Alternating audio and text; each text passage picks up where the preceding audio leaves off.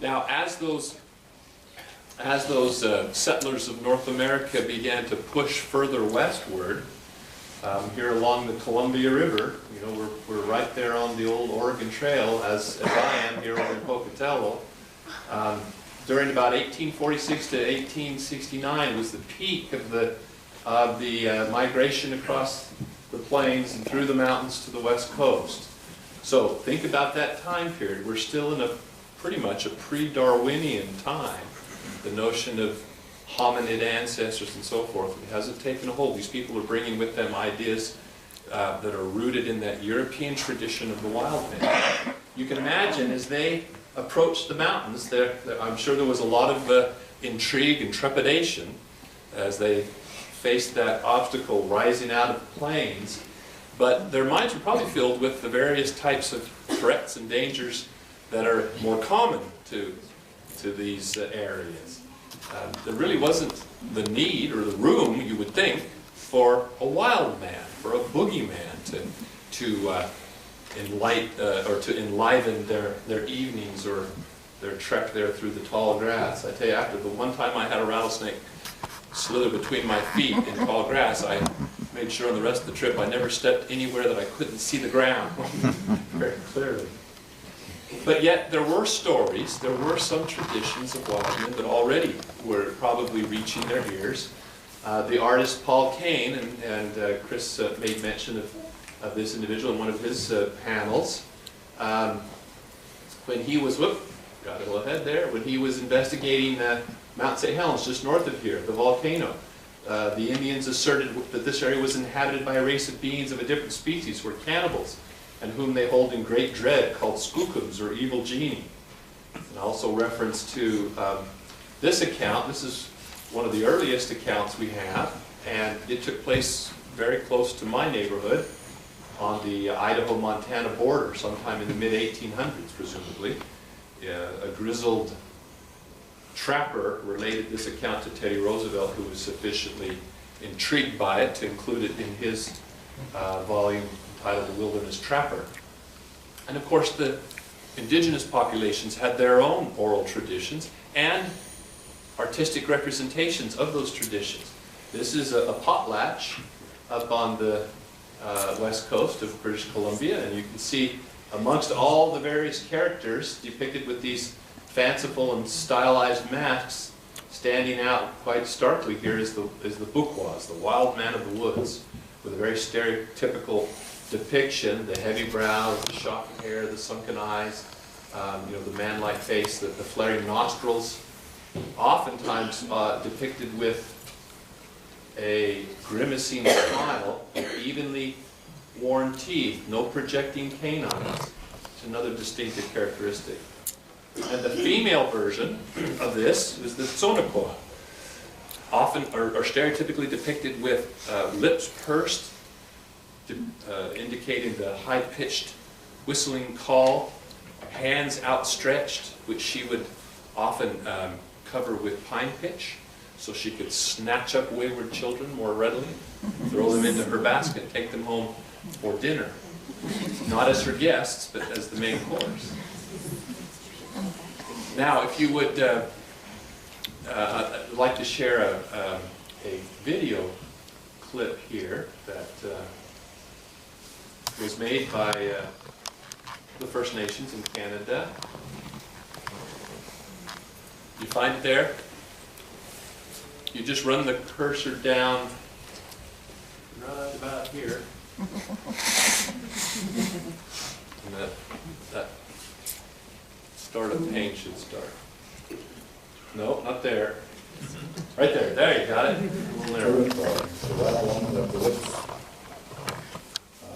I have a legend of Juniper, which goes, it was told to me by one of my elders, is that when children were bad, they would always tell the children that the Juniper was coming to get them.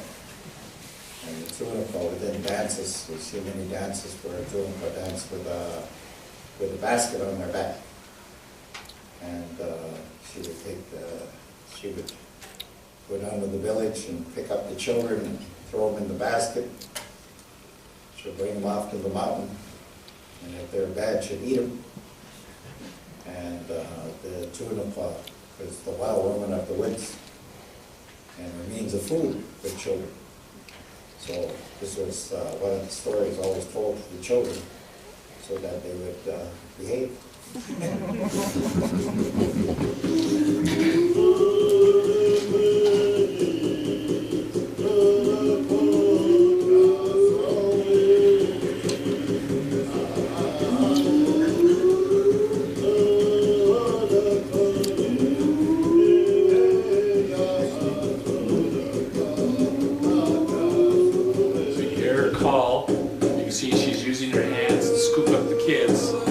Often have a very crude wicker basket on her back,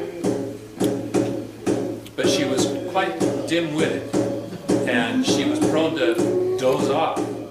And because the basket was so crude, the kids would take advantage of that opportunity to pick a hole in the bottom and slip away and make their escape. Good.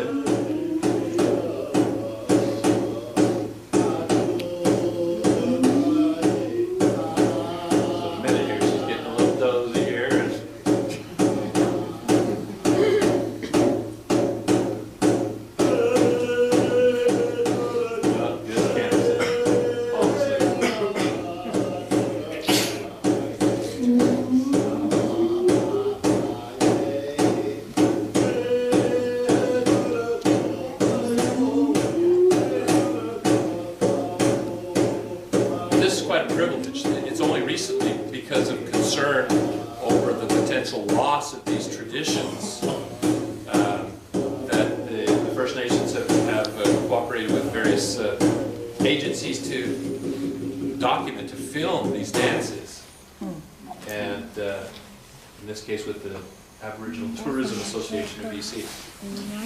All right, now this was interesting. In Wyoming, this notion is quite widespread, this notion of the boogeyman role of Sasquatch, of stealing children. And in Wyoming, I work frequently with John Lyanzinski, who's a wildlife consultant. And on this occasion, we had the companionship of Fred Chapman, who was one of the state archaeologists in Wyoming. And we were up investigating this pictograph that's on the side of this canyon. This canyon is quite interesting.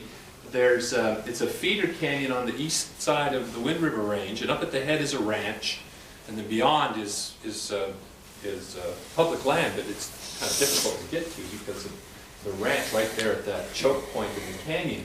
There was a house just down here a ways, right there.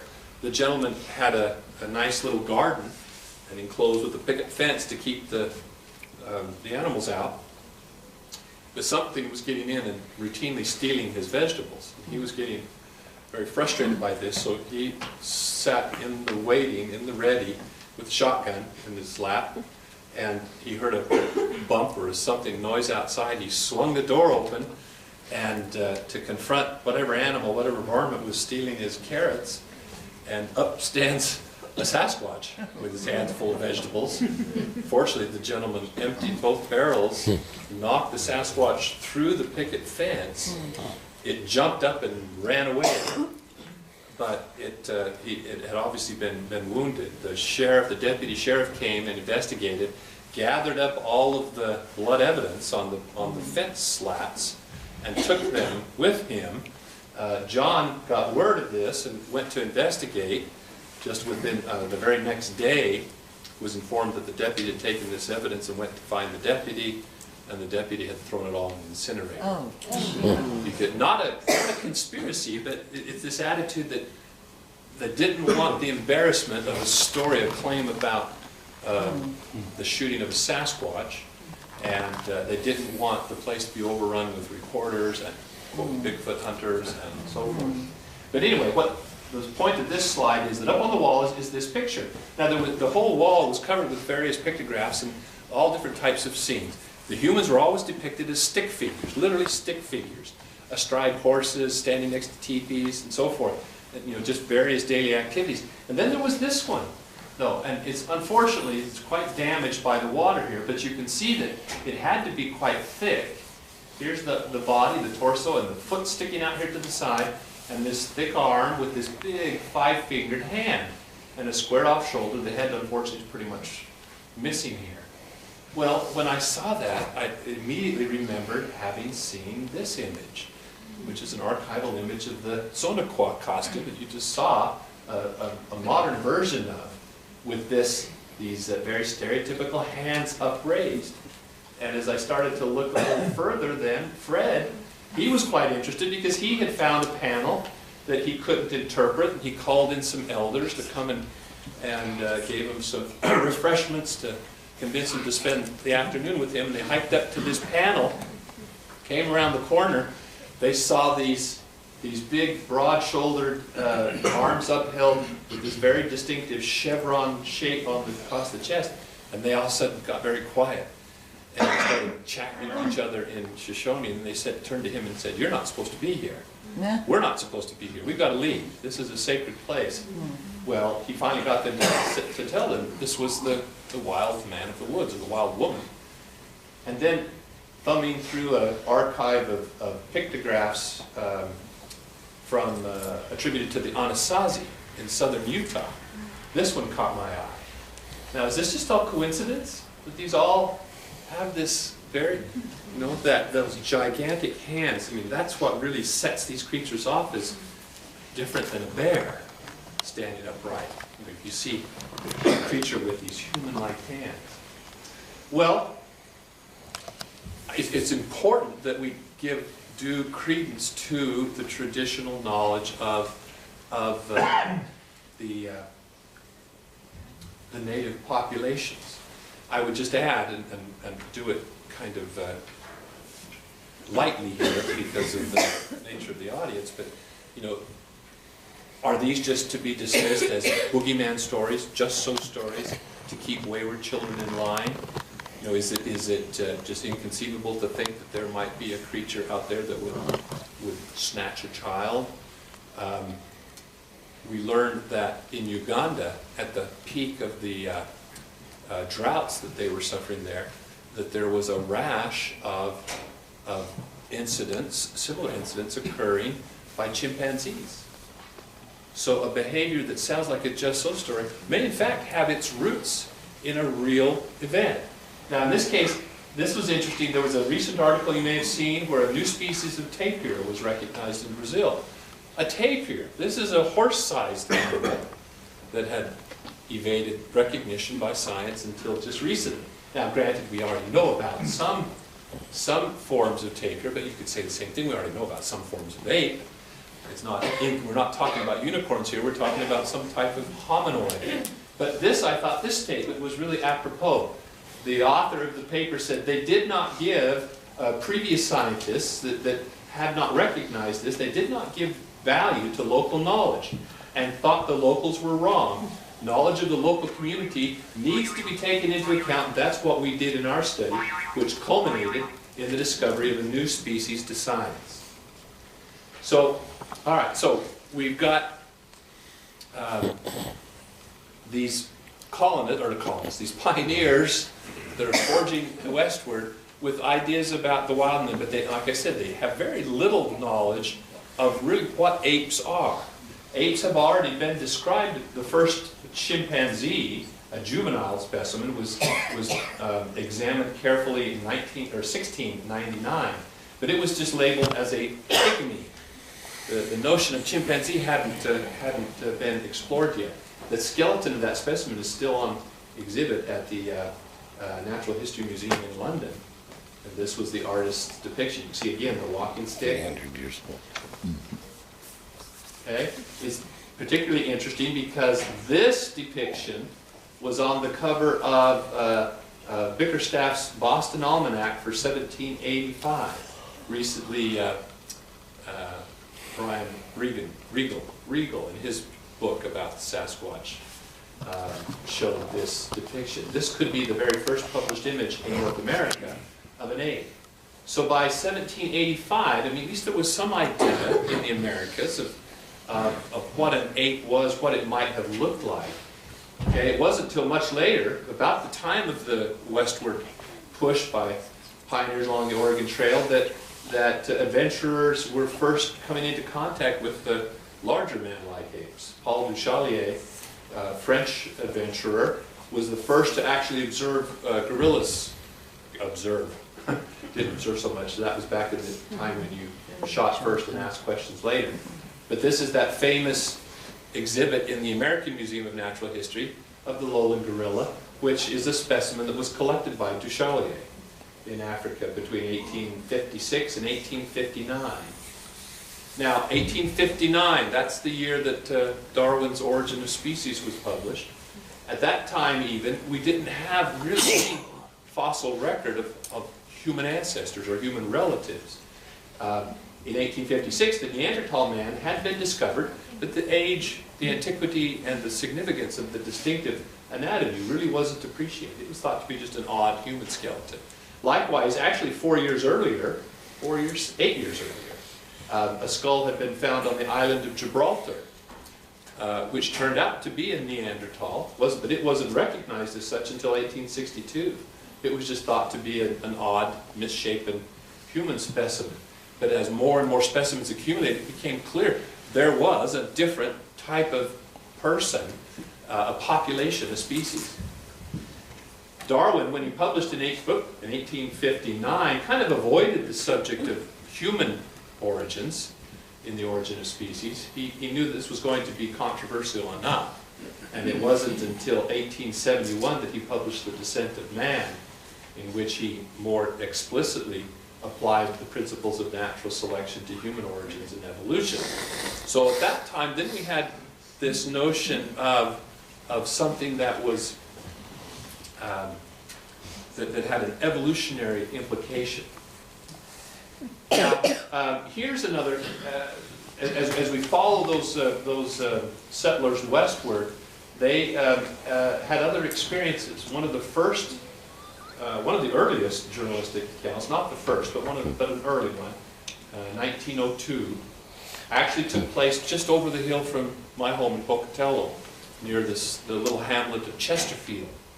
And in this case, it's kind of an interesting, again, there was a group of kids ice skating on the frozen irrigation ditch, and they were greatly excited over the appearance in that vicinity of an 8-foot hair-covered human monster. It was first seen on January 14th. He appeared among a party of young people who were skating on the Portneuf River. So the creature showed fight and flourished a large club and uttered a series of yells, started to attack the skaters, who managed to reach their wagons and got away in safety. I think if it had wanted to inflict harm, it certainly could have, so I think their escape wasn't that fortuitous. I mean, it was measurement of the track showed the creature's feet to be 16 inches in length, average for Sasquatch track, 7 inches broad. Now, this kind of intimidation behavior is very typical of great apes.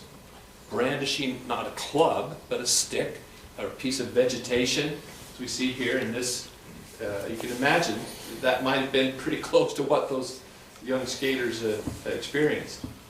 Just south of Idaho, in the mountains of northern Nevada, there's a mountain range called the Jawbridge Mountains, and a very deep canyon. The canyon particularly is well known. When the settlers in this area asked the natives, why is it that you live down here in the dusty sagebrush? Why don't you go up in these, because there's beautiful subalpine meadows and thick forest.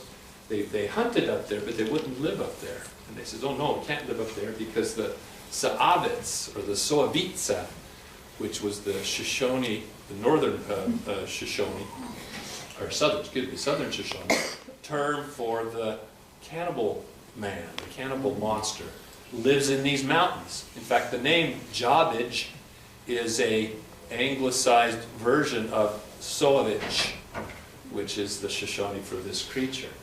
So there are traditions all along the Oregon Trail. This one was, now in those mountains, again, the cannibal monsters that lived there. One of my good friends is a member of the Shoshone tribe. He lives on the Fort Hall Reservation just north of Pocatello. He was raised in Nevada, though. And he told me that growing up, his elders told stories about children being snatched by the Sasquatch, or by the Sovica, different versions of it. He's an artist. His name is Willie Preacher, and this is one of his pieces in which he has depicted this very tradition. So you can see cold, hard winter, they're in their teepees, and here's the footprints of the Sasquatch, the Sovica, standing in the margins, waiting for his opportunity to reach underneath that teepee margin and snatch that fast food. Of course, in America, the public awareness of the Bigfoot and Sasquatch really caught hold in 1958 when Jerry Crew returned from his job site there with a plaster cast of one of these giant footprints that had begun to show up around the construction site. They said that every time new earth was moved and turned, fresh tracks would show up. It was as if the Sasquatch was curious about the earth-moving activities. Now, what many people don't realize, that lately there's been several books that have been written, and there seems to be this effort to create a consensus that Bigfoot began in 1958. We won't even go into the whole Wallace story about the possibility, the suggestion that these are all fake, made with carved wooden feet. Jerry's two sons still live in Portland, and Cliff was nice enough to introduce me to John, and I was able to spend an afternoon with John when I was in Portland on business, and shared with me the actual original cast from that they got from That's their cool. father. It was interesting. It's always interesting to hear the story retold from the perspective of the kids that were alive and quite aware of what was going on at the time.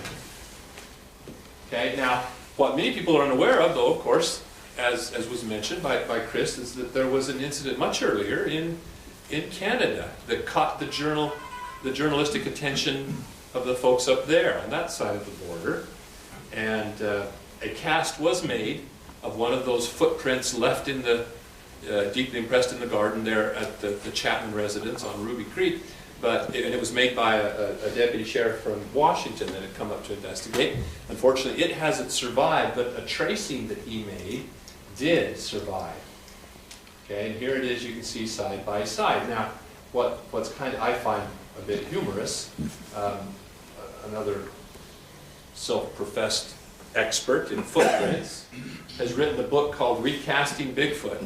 And he talks a lot about footprints, but he takes considerable exception to what he sees as a misrepresentation. In one of John Green's books, he juxtaposed a tracing of the Bluff Creek footprint with that of the Blue Creek, remarking on their notable similarity to one another. Well, Mr. Quasar here says, well, this is how it should be traced. This isn't anywhere, this isn't what the footprint really looked like, and John is misleading his readers by trying to make these two match. Well, he's just barking up the wrong tree. Here's two examples of footprints from the same individual, not from the same exact instance, but shortly after Jerry Crew had made this cast available to the newsmen there at the Humboldt Times. They sent a reporter up, and he was able to witness some of these footprints, take photographs of prints in the ground, and make a cast of his own. There's the natural type of variation that you find in the configuration of the toe row. The point being that regardless of how accurate or inaccurate this might be as a tracing, this degree of toe, or this degree of toe angle and this degree here can easily be accommodated in a single individual, let alone within a single population. For example, oh, that turned out a little dark. Here are two tracks. These are out on the table. And again, I have to credit Cliff for causing the penny to drop by asking the right question. I'd always kind of looked at these, and I noted that there were some similarities in the size and so forth, but there's quite a difference, it appears, in the angle of the toe row. How could you have that kind of variation? But, you know, as when he asked the question, I looked at it a little more closely again, and it made me kind of evaluate why I had been reluctant. If you simply turn that cast on the right just a little bit, so now the toes line up perfectly, and in fact when you do that, now the edge of the foot, the forefoot, lines up much better with the forefoot here. The only difference between these is the angle of the heel segment. Well, a foot that has a transverse tarsal joint or a mid-tarsal joint allows for twisting of the forefoot relative to the hindfoot. When the foot is twisted in this fashion, you know, some people have looked at this and say, look, it almost looks like it has an arch. Well, it's not quite a human arch, but it is a raised medial edge. This foot is in a position we describe as supination. Now, if you just, even sitting there, if you just turn your knee outward, you'll feel what that does to your foot. When you rotate your knee outward, it supinates your foot. It raises the medial side, and when that occurs, the angle between the forefoot and the hindfoot is, it is angled. There is an angle. It increases. If you turn your knee inward, you'll notice that it forces the inside edge of your foot downward onto the floor. This is called pronation. Sometimes people who suffer from obesity will sometimes have their knees will rotate in and they'll become a little knock-kneed and very pronated. Their arches collapse, and when that happens, the foot, or in that posture, not the pathological condition, in that posture, the forefoot and the hindfoot line up. So here's the same individual, and showing, you know, if we go back to this, clearly the same individual, the difference in the toe row exceeds what Quasar takes exception to. So, no argument there. So what do we see? That the Sasquatch foot is simply an extension of trends that we find in other ape feet. If we go from a chimp to a lowland gorilla to a mountain gorilla, larger, more terrestrial, we see some decided trends. The heel gets longer and broader. The big toe gets stouter and less divergent.